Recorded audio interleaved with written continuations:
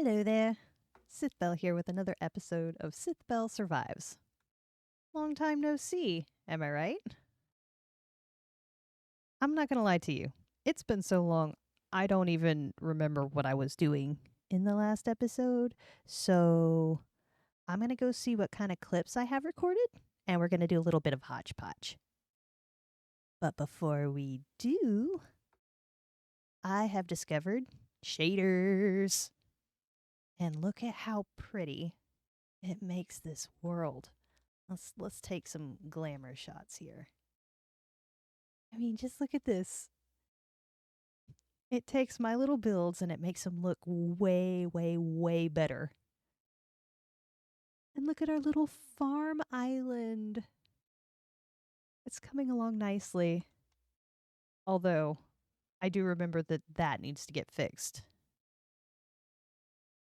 So, yeah, shaders basically just take what you've built and they add some lighting effects to it, and it makes it look like it's a very, very fancy video game. I wish I could play with these all the time, but they are quite the resource hog. And my computer is already showing signs of being unhappy that these are on. So, yeah, let me get these turned off and let's see what has happened in the months between the last episode and now. Oh man, that's so much better. Don't get me wrong, our builds don't look nearly as nice, but my computer is not yelling at me nearly as much, which I will take as a win. I have reviewed the footage of the stuff that I had recorded between the last episode and this one, and it turns out that this particular microphone has a very, very sensitive on and off switch. And so I have no sound on any of those clips. So they're all useless. I have no idea what I was saying during then, and I have no context for what I'm doing in most of those clips. So we're just going to do all of it all over again. Now, I will say that I did get an achievement while recording the last clips, and I will be showing it hopefully here. You get this achievement by dealing 50 hearts of damage with a mace with one hit. And it does require a bit of timing, but if you do it right, it's enough to one-shot an iron golem.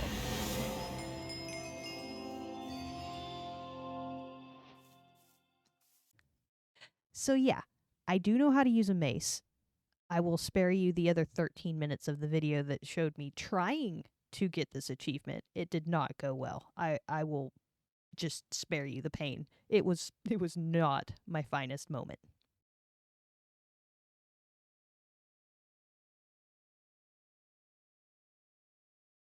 Which brings me to a couple of things regarding where we are now, where we're going, and how the which brings us to where we are now.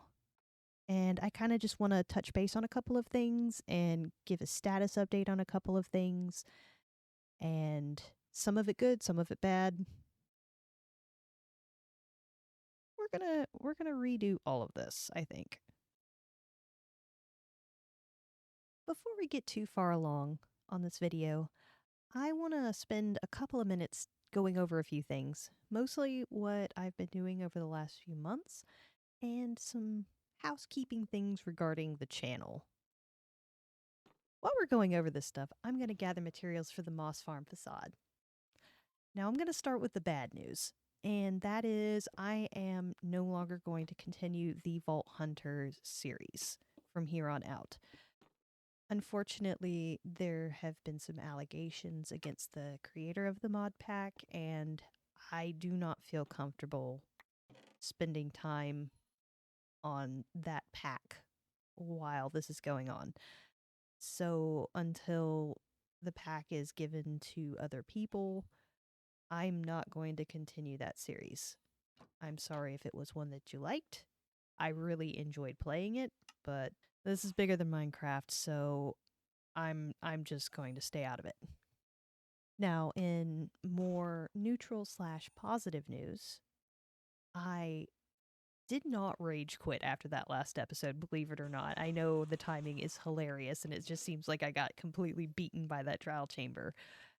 But what actually happened is a friend of mine, in fact, the one from a couple of episodes ago, the touring the past episode 1, the Mindfinity server, the creator of that server reached out to me and asked me to join his server for a new season. And so I did. So I would say about a day after the last episode came out is when he reached out to me. So from then until right around Christmas, about 4 months, I was on this multiplayer server playing with some friends of mine. And we had a lovely time, and there were some lovely builds. I decided to start practicing some organics and wanted to live in a giant forest. And we'll be circling back to that in just a second.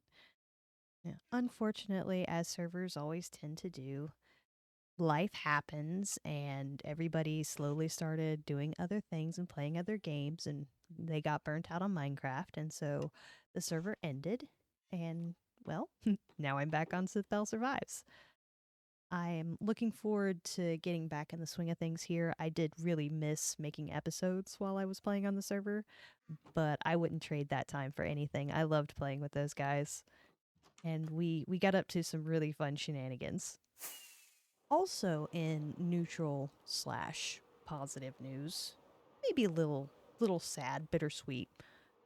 I don't think I'm going to start on the Beauty and the Beast village. I have found that ever since I pulled that, I have not had the motivation to work in this world. So I don't think that that is the answer that I'm looking for.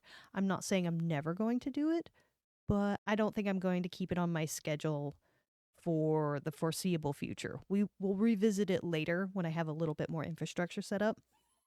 But for right now, I'm having a lot more fun making farms and little houses to go on top of them, and honestly making organics and working on trees and stuff. So I think instead of doing the Beauty and the Beast castle and village, I think what I'm going to do instead is I'm going to take what I've learned over the last few months with these giant trees that I was making, and I'm going to see if I can make a forest here on Sithbelle Survives as well. I'm not going to make it a 1-to-1 replica, but I am going to draw a lot of inspiration because I was kind of using that server as practice so I could put something like this in Sithbelle Survives. And I think it'll look really, really cool. And I think that we have a lot more choices as to where we put this forest, which means we don't have to go out 10,000 blocks in order to set up a base. And I like that a lot, I think. The next thing I want to go over is my schedule coming up over the next few months. One of the reasons that this series fell off a lot last year around this time, and will probably fall off again, unfortunately, this year, is that from, you know, about mid January until about mid May, give or take a couple weeks, is our busy season for my day job. And it takes up a lot of my mental energy. So if I don't post a lot of episodes or you don't hear from me a lot, that's what's going on. It's not that I don't want to make these videos. I actually really, really enjoy making these videos, but it's busy season and I just don't have the time or the energy. You will definitely be seeing a pickup come, the early summer onward when things start smoothing out. And honestly, that's about it. That's what I've been doing. You're all caught up, and now we can play properly. Thank you for listening while I catch you up on stuff.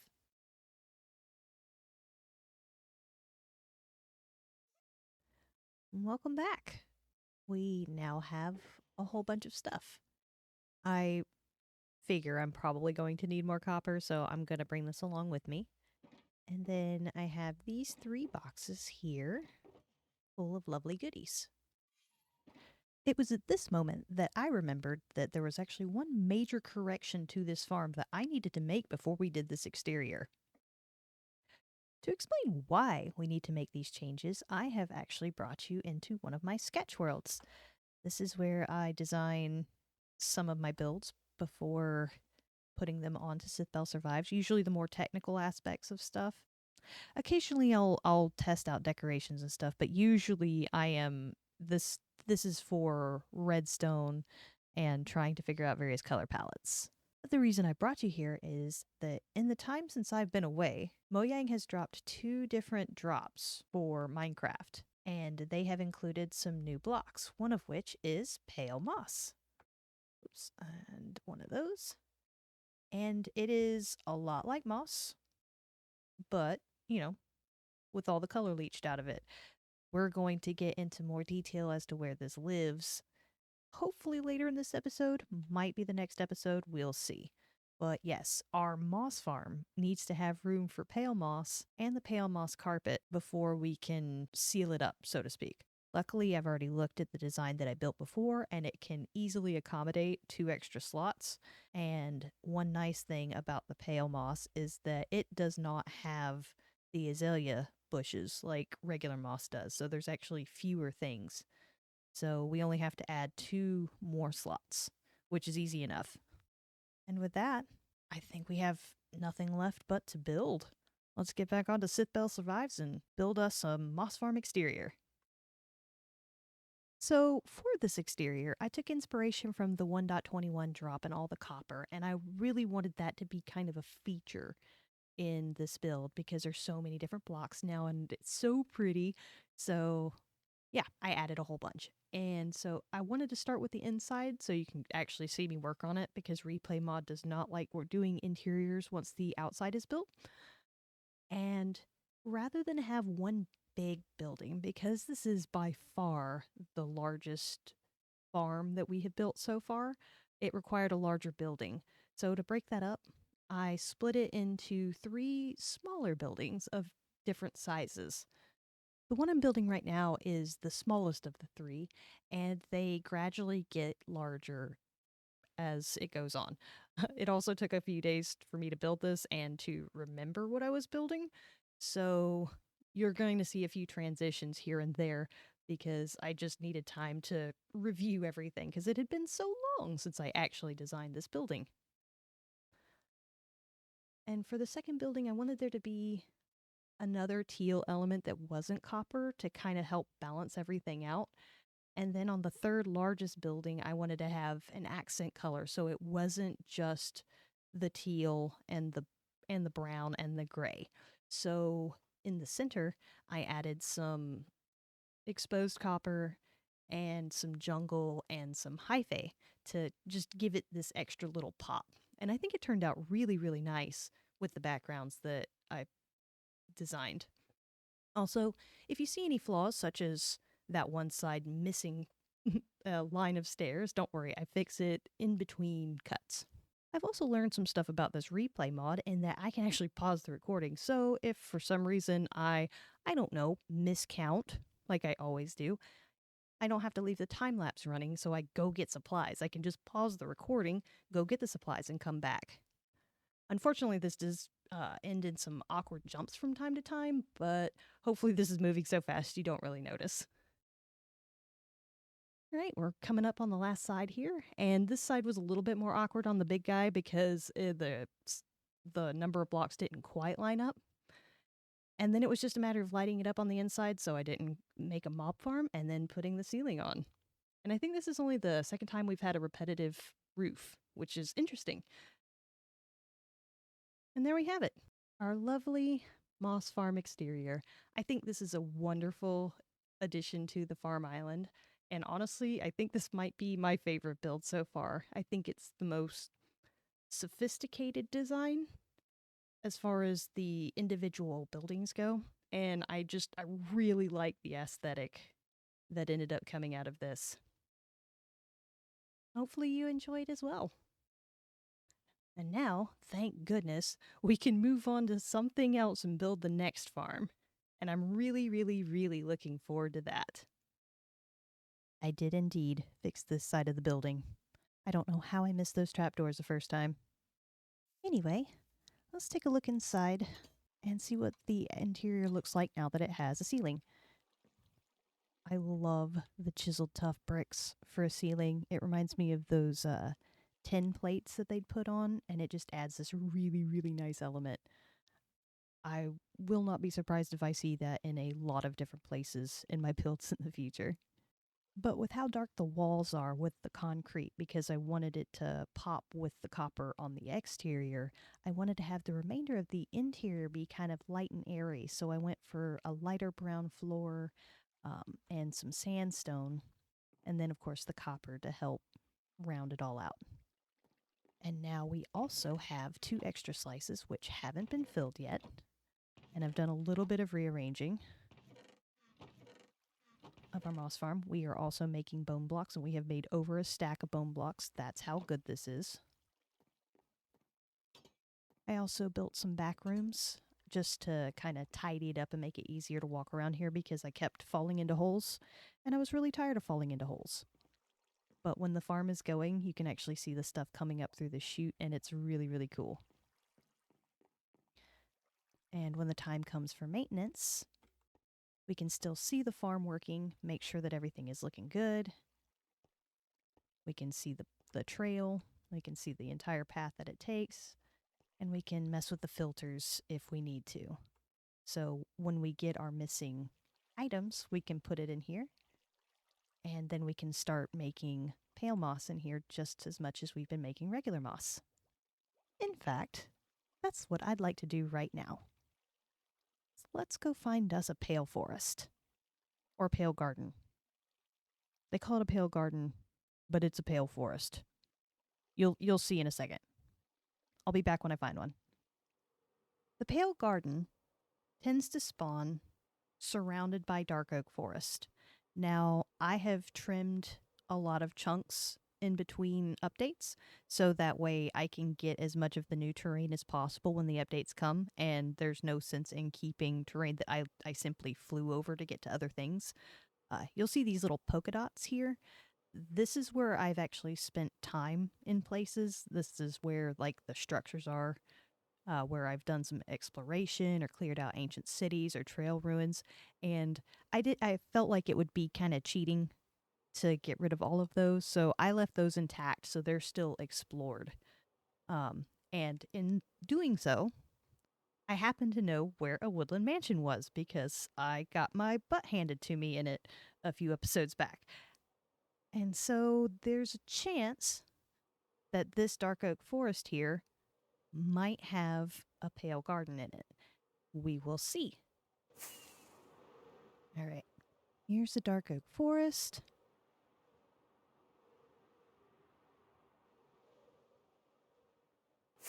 If I remember correctly, this is a pretty big dark oak forest, too.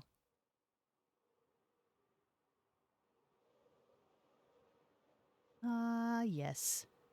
The bane of my existence. Oh, it's also supposed to grow on top of hills, I think? Oh, there it is. Okay, check out the sky when we go into the biome. Like, see how nice it's nice and blue right now? And now, super desaturated. Well, what do you know? I got the achievement again. That's cool. So every update, if they add a new biome, I'll get that achievement every time. So it'll almost become a running gag. That's pretty cool. But anyway, this is the Pale Garden. This is the edge of the Pale Garden. It looks like there's more over here. But you see how everything is super desaturated? Like the grass, the sky, the moss. The moss. This is why we're here. We just want to get one of these and one of those. And that's all we needed. Now we can go home. I kid. What's really cool about this place is what happens at night. Sorry about that. My husband came home, the dog started barking, and that recording had to be stopped for a few minutes. Anyway, the Pale Garden has a few really cool things going on for it, one of which is a soundscape. In fact, I am going to turn up my ambient sounds to 100%, and hopefully you can hear the kind of creepy creaking that's going on. It's designed to be eerily silent with some occasional like rustling and creaking and stuff.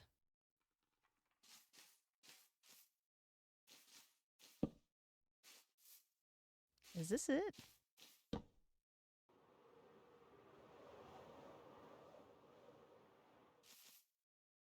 Aha. This is more of the biome instead of just trailing along the edge. This is nice. Oh, you see that in the subtitles right there? It says eerie noise.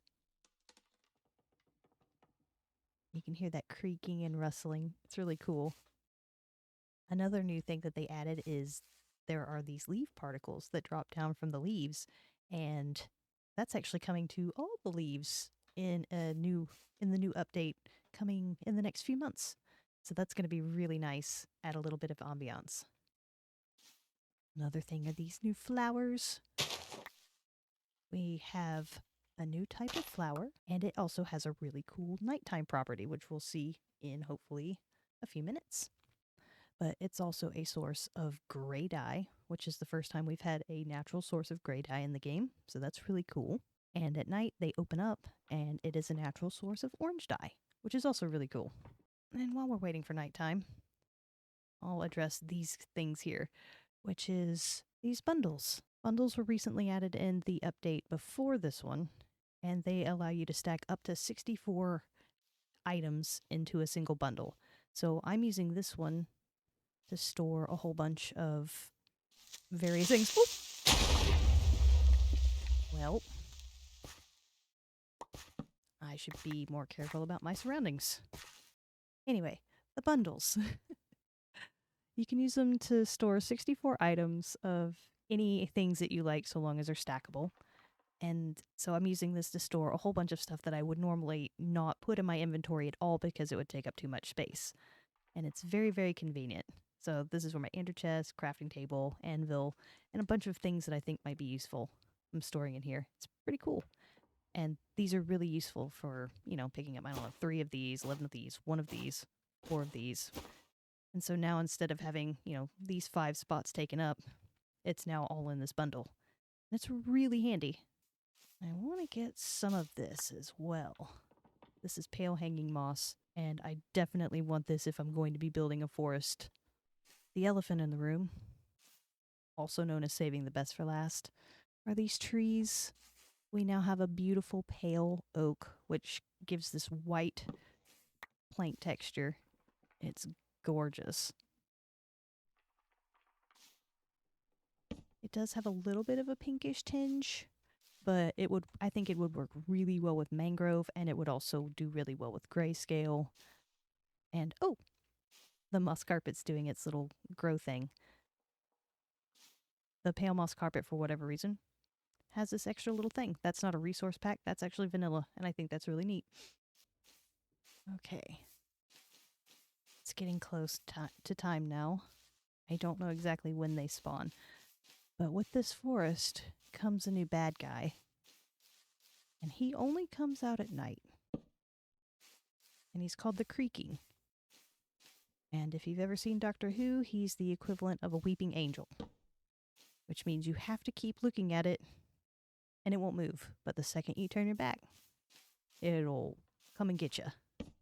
They're really, really creepy. I'm going to set a bed down right here, set my spawn so if I die, I can come right back because I am a long way from home. And we'll just prepare for monsters.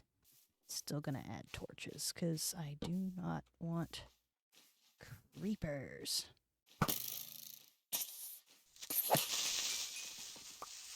It's very rude. You are not invited to the party. Oh, I hear one. There.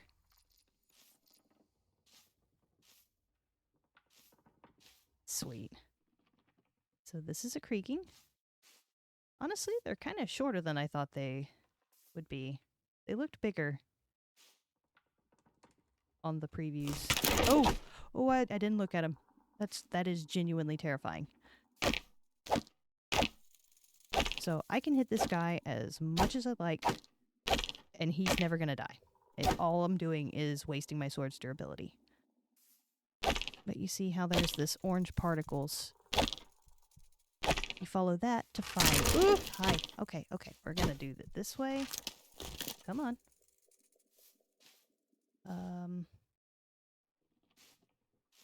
Alright. Follow me. That's okay. Oh. Yeah. Yep. I don't like this. Okay. Give you a whack. Luckily, he doesn't do a lot of damage. Oh, hey, look, the flower's open. Okay.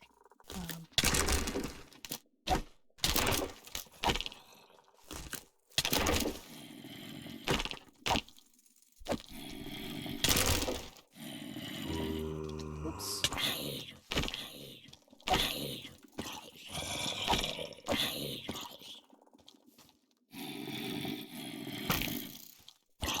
You guys are really annoying. Okay.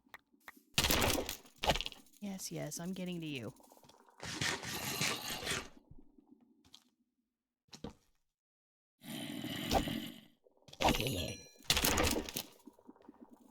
Okay. So, the creaking makes these resin clumps. We cook those to make blocks. We'll get to that later. And in here, that is the creaking heart. And that is the actual soul of this creature.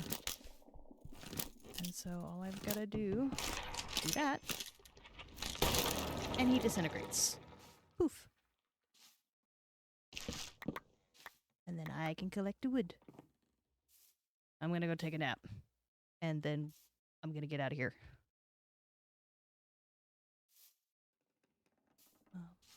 Oh! Here are the open flowers. Oh, I hear another one.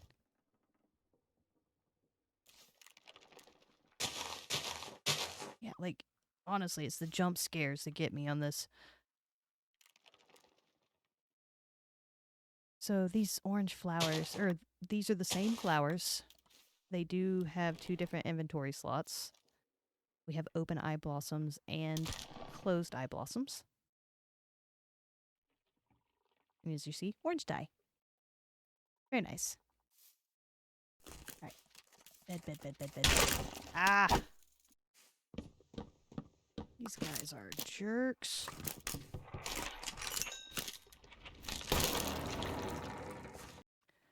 Oh, thank goodness. Say night to the flowers. These flowers are just so beautiful at night. And with this, our moss farm is complete. Last thing to do now is just change this bad boy out.